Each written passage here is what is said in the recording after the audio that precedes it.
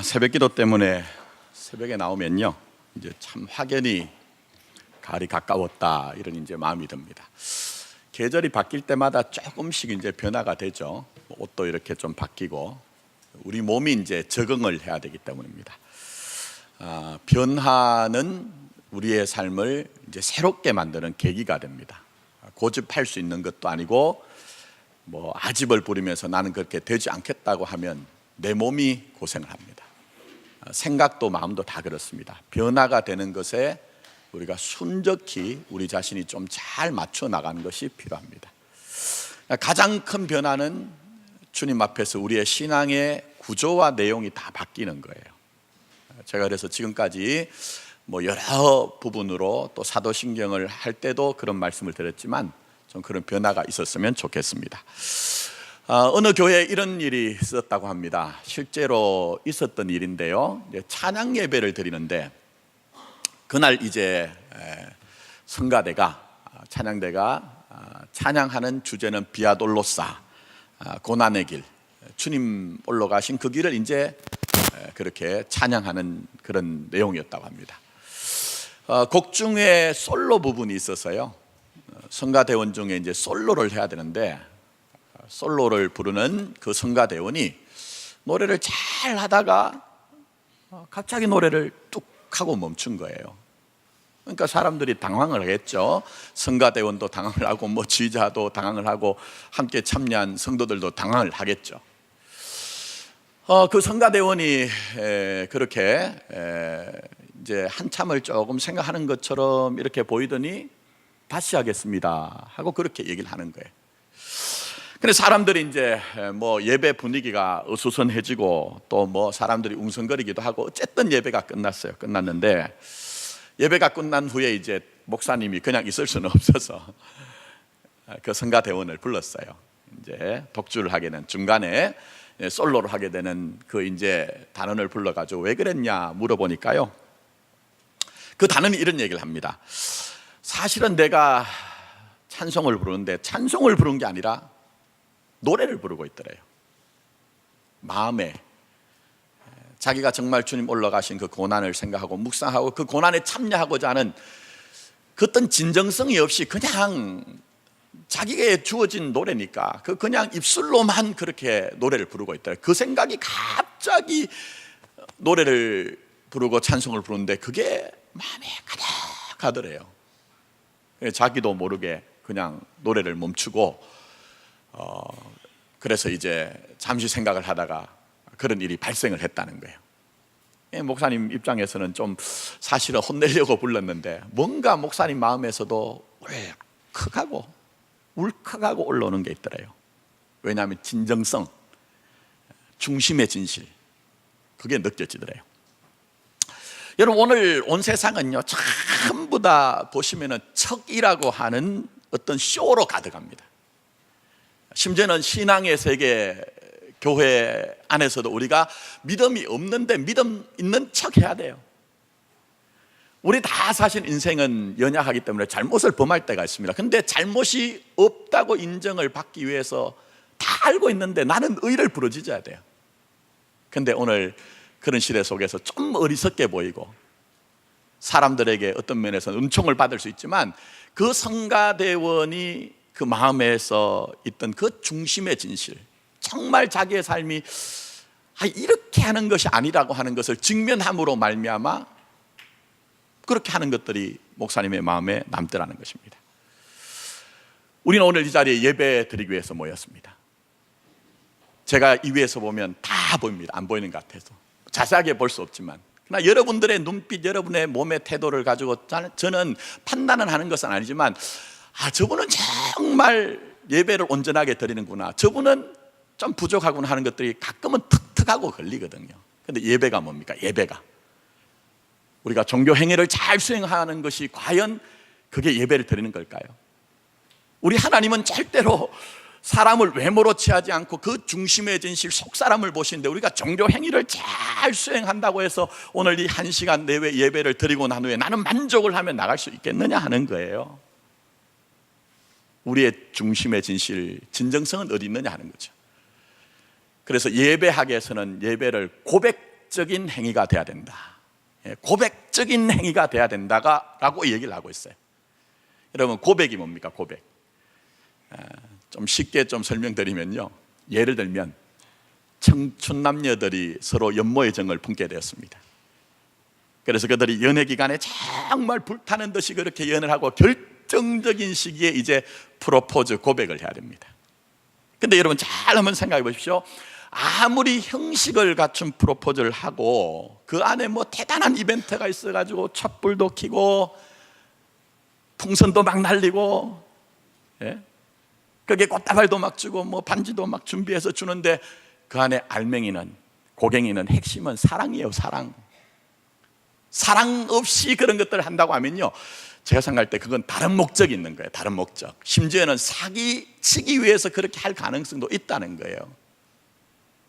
그러니 우리에게 정말 고백이 고백되기 위해서는 그 마음의 중심의 진실, 정말 사랑함이란 것이 있어야 되겠죠. 자, 예배도 마찬가지입니다. 예배 순서가 어떻게 진행이 되느냐, 목사가 내게 감동을 줄 만한 얘기를 하느냐 안 하느냐, 오늘 성가대가 찬양대가 찬양했는데 그 찬양이 정말 내게 어떤 와닿는 그런 노래를 하느냐, 이런 것들은 전부 다 부차적인 것입니다. 정말 부차적인 거예요. 여러분, 우리에게 정말 중요한 것은 예배뿐만 아니라 신앙의 전부는 여러분의 중심의 진실이에요. 여러분의 중심의 진실이에요.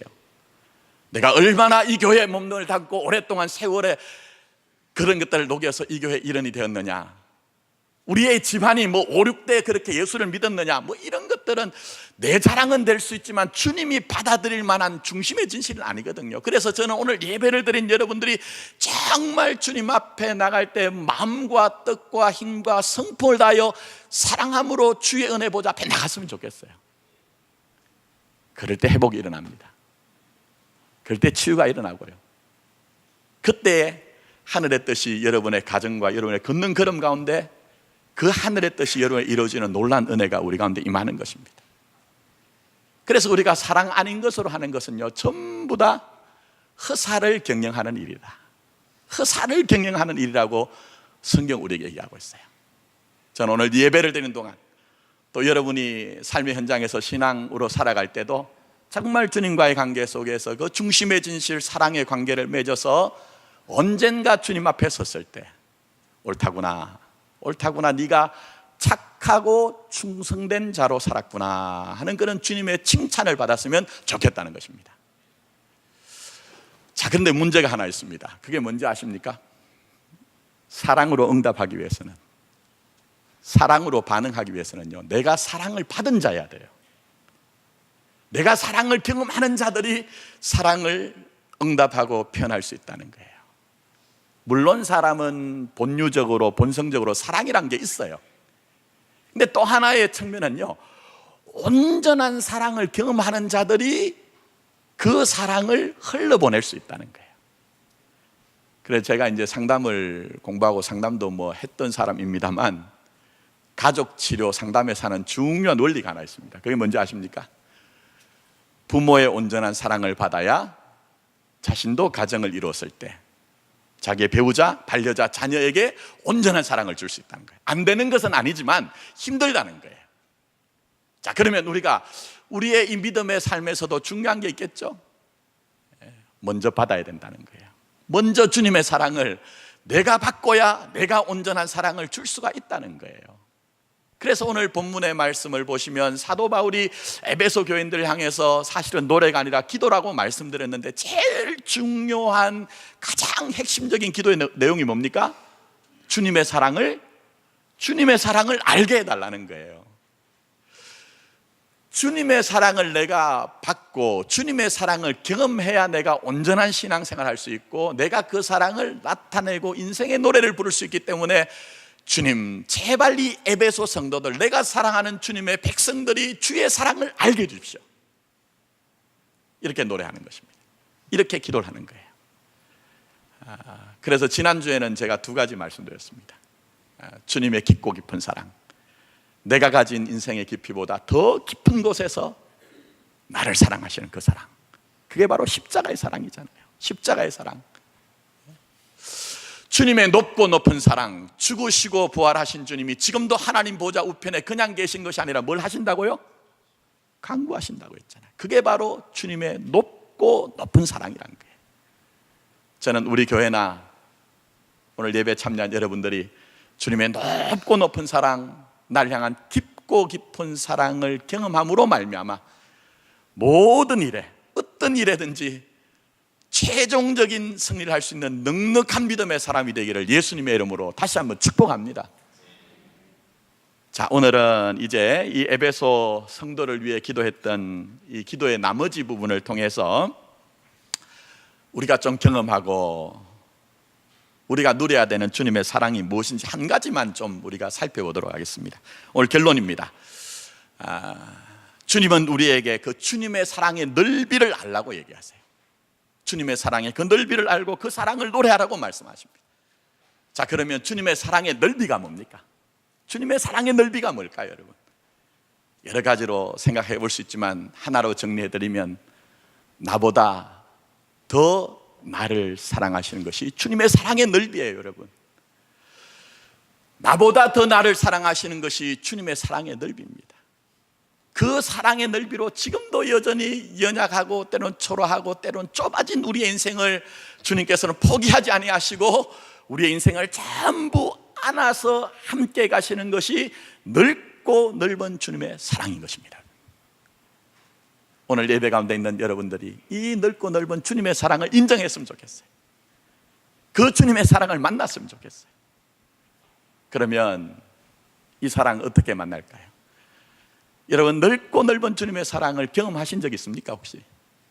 넓고 넓은 주님의 사랑, 참 역설적이게도요, 정말 나보다 나를 더 사랑하시는 그 넓고 넓은 주님의 사랑은요, 내가 작아졌을 때 느끼더라고요. 내가 정말 초라하다고 느낄 때, 그때 넓고 넓은 주님의 사랑을 경험하는 가능성이 굉장히 농후하다는 거예요, 여러분.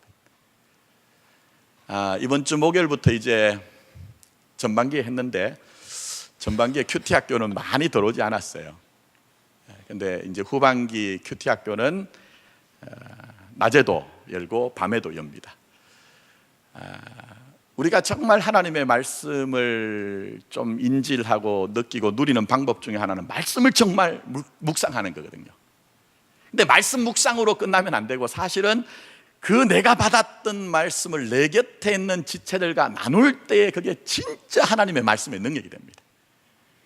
제가 장 목사님한테 부탁한 게 있습니다. 큐티 학교 하시고 큐티를 하시는 분들, 묵상을 하시는 분들이 배출이 되면 그분들을 앞으로 말씀 나눔방, 큐티 나눔방을 이렇게 묶어가지고 일주일에 잠시라도 같이 모여가지고 말씀을 나누도록 하십시오. 이렇게 이제 제가 부탁을 했어요.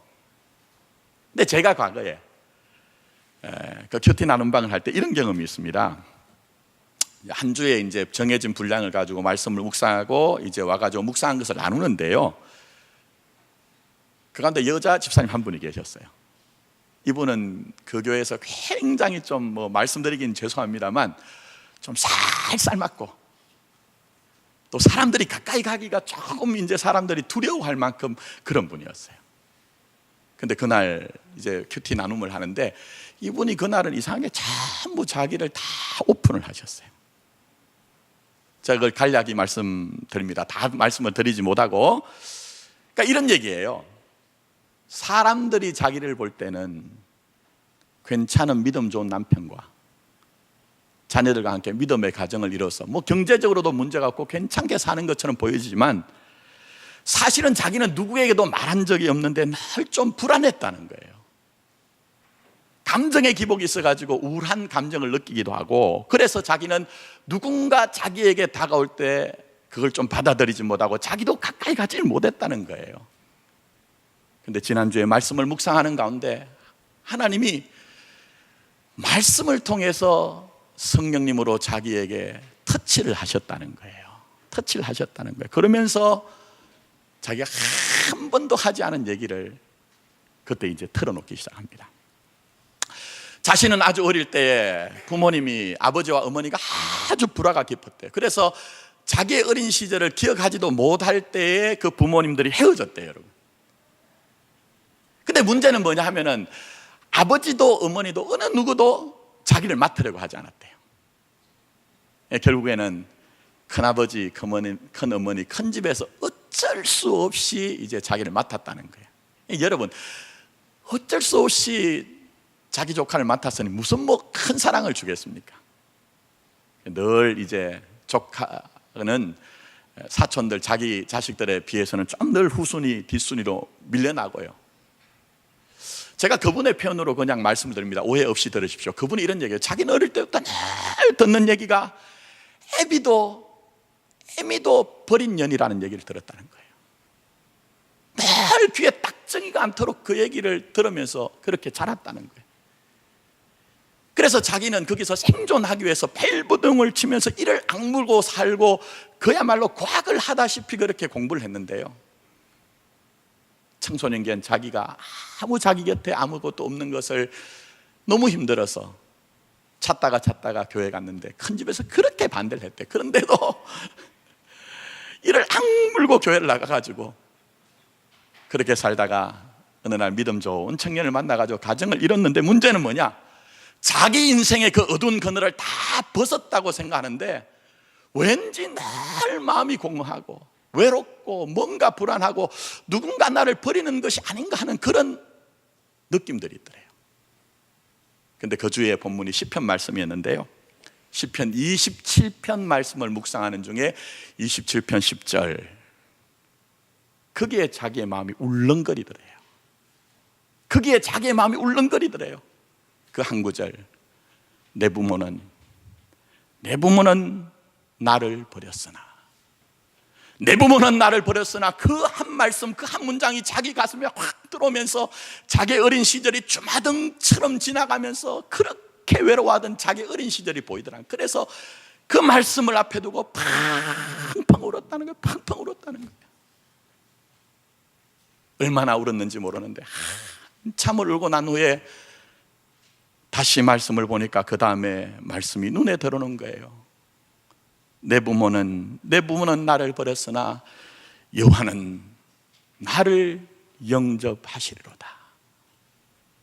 내 부모는 나를 버렸으나 여호와는 나를 영접하시리로다 하는 그 말씀이 들어오면서 다시 펑펑 울었대요. 하나님, 다 나를 버려도 하나님은 내 곁에 계셨군요. 나를 영접하고 나를 환영해서 이곳까지 끌고 오셨군요 하면서 또 그 말씀을 붙들고, 내 부모는 나를 버렸으나 여호와는 나를 영접하시리로다 하면서 그 말씀을 붙들고 하나님 앞에 감사합니다 그렇게 하나님 앞에 그 하루를 그렇게 왼종일 보냈다는 거예요. 그리고 그날 큐티 나눔을 하는 날 나와가지고 자기 얘기를 솔직하게 했어요. 그러면서 그런 얘기합니다. 이제 내가 받은 사랑 아니, 저 이제 좀 바뀌어질래요. 저 좀 도와주세요. 이런 얘기를 하시더라고요. 여러분, 진짜 인생의 변화가 어디서 있을까요? 진짜 영적인 변화가 어디 있을까요? 우리를 확장해서 우리 대단하고 대단한 사람이라는 거 인정받는 데서 여러분 주의 사랑은 경험하는 거 아니에요. 때로 인생 살다 보면 내가 참 작다, 왜 이렇게 작은가, 이유는 모르지만 내가 나 스스로 불쌍하기도 하고 내가 왜 이렇게 비루하고 초라한가 하는 그런 마음이 들 때도 여전히 눈에 보이지 아니하시는 그 주님, 넓고 넓은 사랑으로, 나보다 나를 더 사랑하는 사랑으로 여러분을 사랑하십니다. 여러분, 모든 사람이 등 돌린다고 해도, 천만인이 나를 둘러 진친다 할지라도 우리 주님은 여러분을 끝까지 품으시고 여러분을 포기하지 않는 그 사랑으로 사랑하세요. 여러분, 그래서 여러분 아시죠? 야곱이 아버지도 속이고 형도 속였어요. 그래서 어쩔 수 없이 외숙부 집으로 도망을 가는 중에 그 무거운 마음과 무거운 발걸음을 좀 쉬려고 한 곳에 돌베개를 베고 잠을 청하고 있었습니다.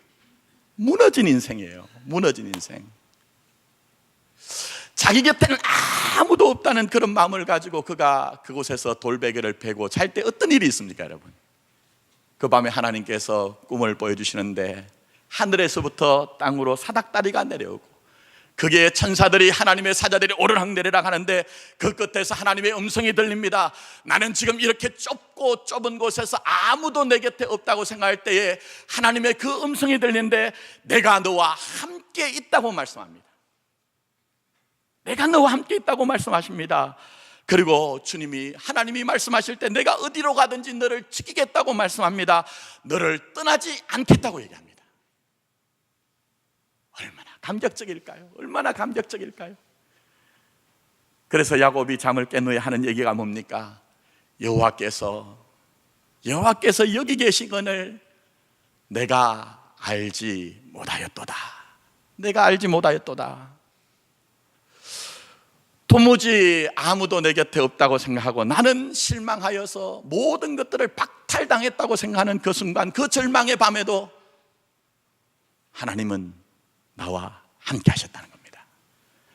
넓고 넓은 사랑으로, 내가 나를 사랑하는 것보다 더 큰 사랑으로 함께 하셨다는 겁니다.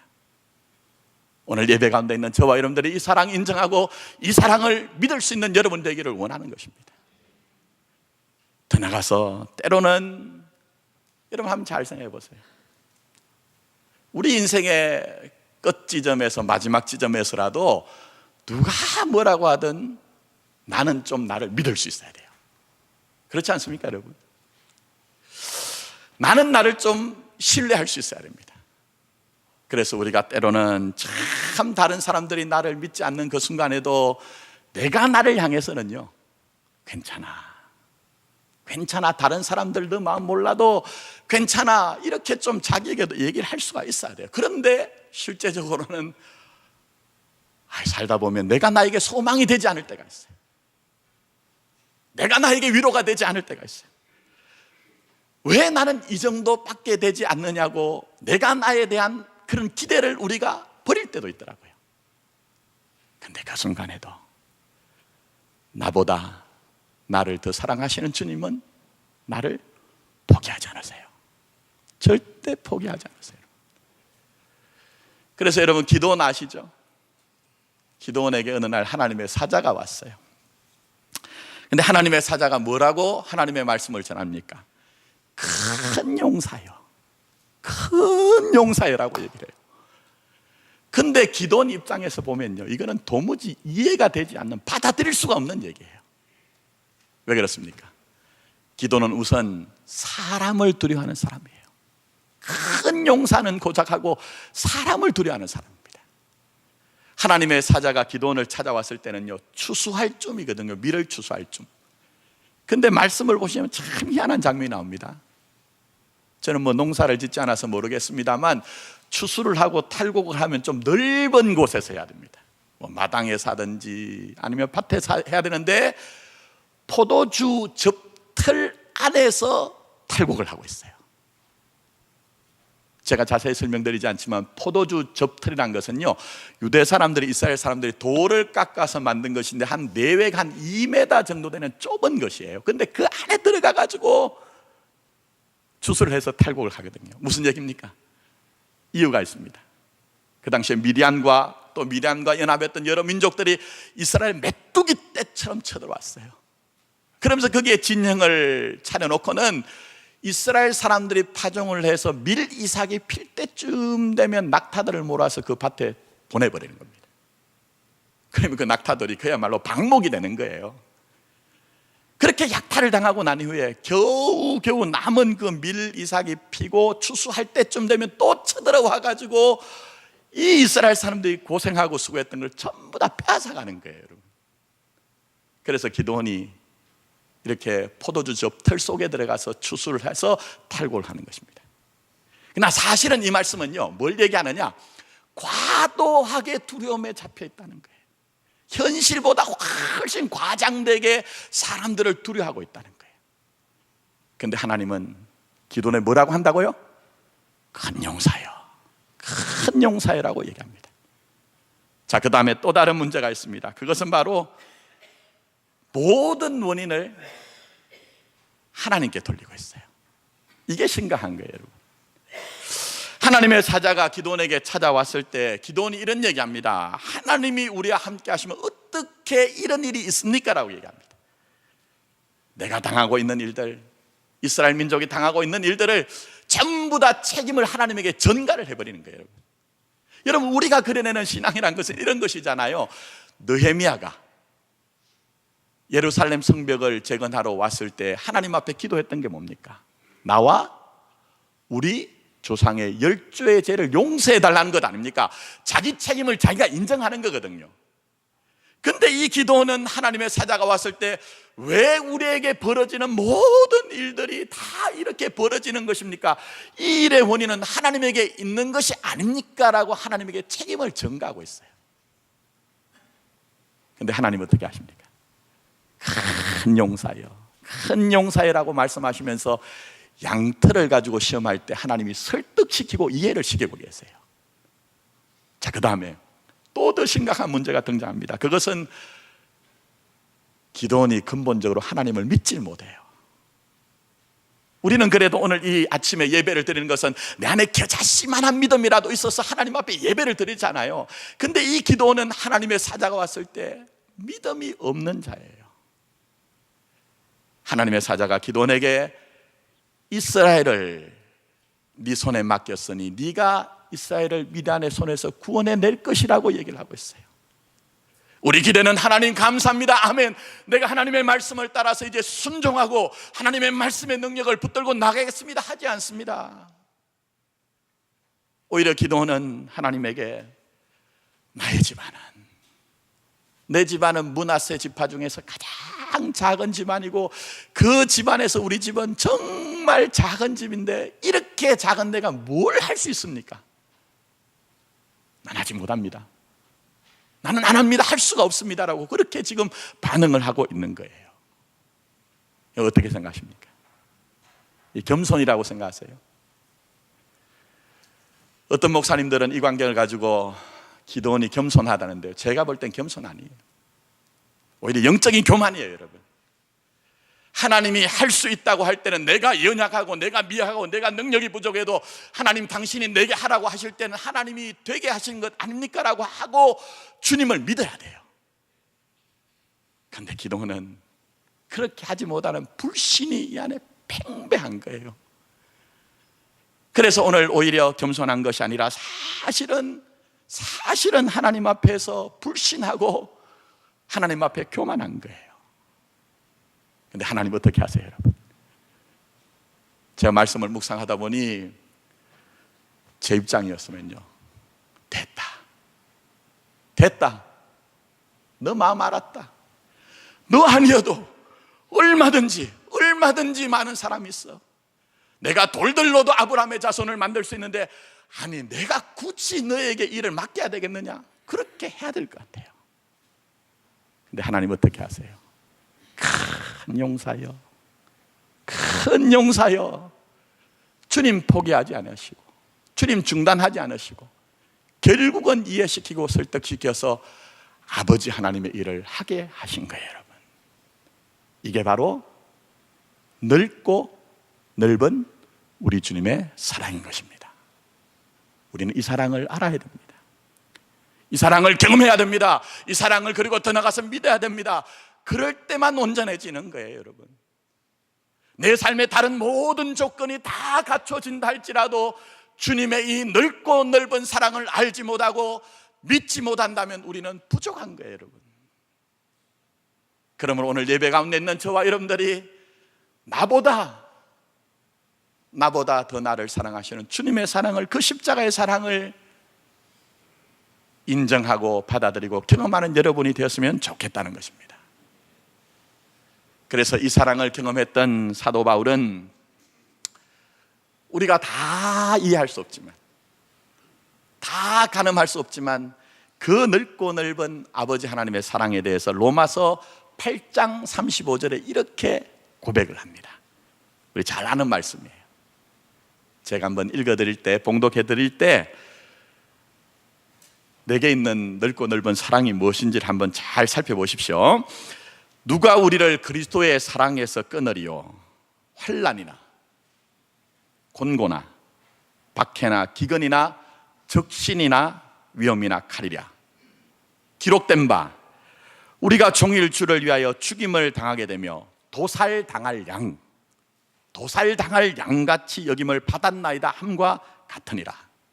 그러나 이 모든 일에 우리를 사랑하시는 이로 말미암아 우리가 어떻게 된다고요? 넉넉히 이기느니라. 할렐루야. 여러분 혹시 도살당하는 양 보신 적 있습니까? 간접적으로라도 도살당하는 짐승 보신 적 있으세요? 참 희한한 게요, 죽음 앞에서는 그걸 인지하는 것 같아, 느끼는 것 같아. 눈물이 뚝 흘리고 소들은 음메하고 돼지는 꿀꿀하고 막 벗어나려고 몸부림을 치잖아요. 양들은 하고. 근데 마지막에는요 체념하더라고요. 마지막에는요 무기력해져요. 근데 우리의 인생에도 도살당할 양처럼 그렇게 사망의 우리가 어두운 그늘 아래서 정말 내 인생이 초라하고 비루하고 작아졌다고 느끼는 순간이 있어요.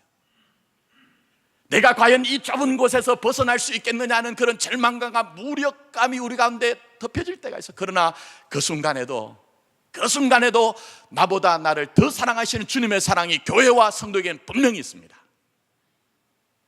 이 사랑을 믿을 때 우리는 온전해질 수 있습니다. 이 사랑을 인정할 때 우리는 모든 일에 넉넉히 최종적인 승리를 선취하며 결국은 누리게 될 것입니다. 아무쪼록 여러분을 향한 이 넓고 넓은 사랑을 다시 한번 기억하시고 또 인정하고 믿음으로 말미암아 우리 또한 주님이 주신 그 사랑의 능력으로 모든 일에 모든 것에 넉넉히 이기는 믿음의 사람이 되기를 예수님의 이름으로 축원합니다. 기도드리겠습니다. 아버지 하나님, 우리